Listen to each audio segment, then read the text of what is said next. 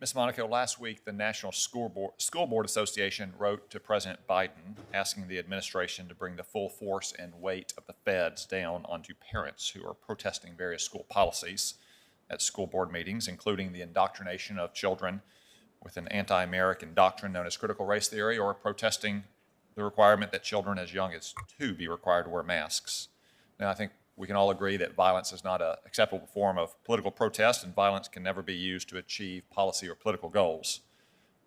But that's not what the School Board Association letter focuses on. In fact, in one example of what the association thinks warrants federal criminal charges, they cite, and this is a direct quote, an individual who prompted a school board to call a recess because of opposition to critical race theory.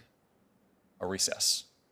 The association is asking the administration to use the Patriot Act, a law that this Congress passed and has repeatedly reauthorized, primarily to stop the threat of Islamic jihadists, to bring criminal charges for domestic terrorism against parents who attend school boards to oppose things like critical race theories or mask mandates, resulting in a recess being called. Ms. Monaco, is it domestic extremism for a parent to advocate for their child's best interests? Well, Senator, as you rightly point out, that violence is not the answer. There can be very spirited public debate, and there should be very spirited public debate on a whole host of issues.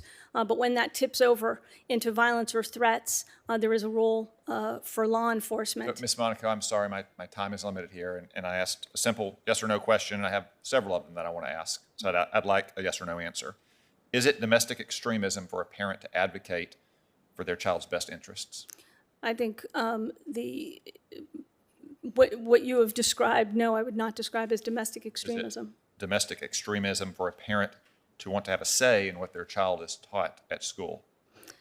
I think it's important, although obviously not my field in the Justice Department, to opine on education policy. It's important for parents' voices to be heard. But, Senator, I want to talk about what the Attorney General did do in response to that. The issue of threats. Ms. Monaco, I want to go through my question. I grant you that no one should ever threaten violence or use violence to try to achieve political or policy goals.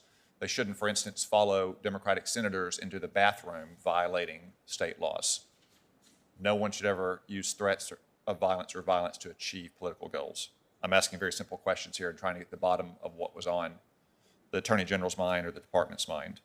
Is it domestic extremism for parents to oppose their children being taught to treat people differently because of race? The Justice Department's job, Senator, is to apply facts to law, not to opine on letters that are put forward or I think it's very important for the Justice Department to.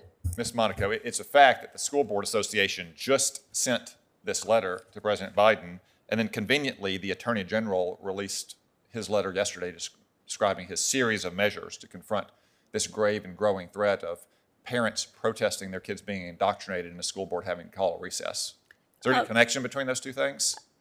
I want to be very clear, in the memorandum that's publicly available the Attorney General issued talks about the importance of bringing federal, state, local law enforcement together to make sure that there is awareness of how to report threats that may occur and to ensure that there's an open line of communication to address threats, to address violence, and to address law enforcement issues in that context, which is the job of the Justice Department, nothing more. The United States just saw the largest single-year increase in murders on record.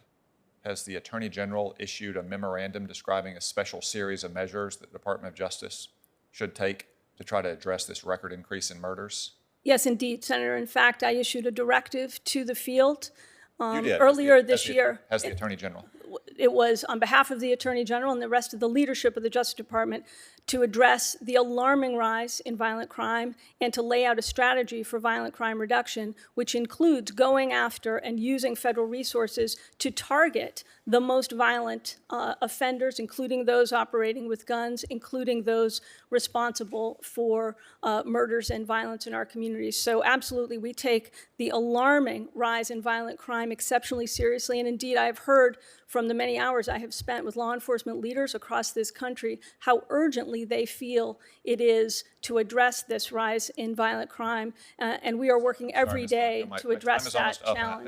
I just want to finish with one final question. Did anyone at the FBI express disagreement or any reticence at all about investigating disagreements between parents and school boards over curriculums and school policies?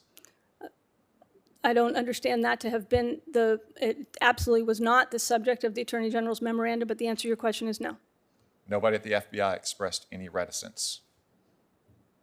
I'm sorry, Senator, if you're asking me what was the response to the Attorney General's memorandum, I've heard no reticence, no concern. The job of U.S. attorneys and FBI special agents in charge to be conveners in their community, to address violent issues in their community, is the core job of the Justice Department. All right, then.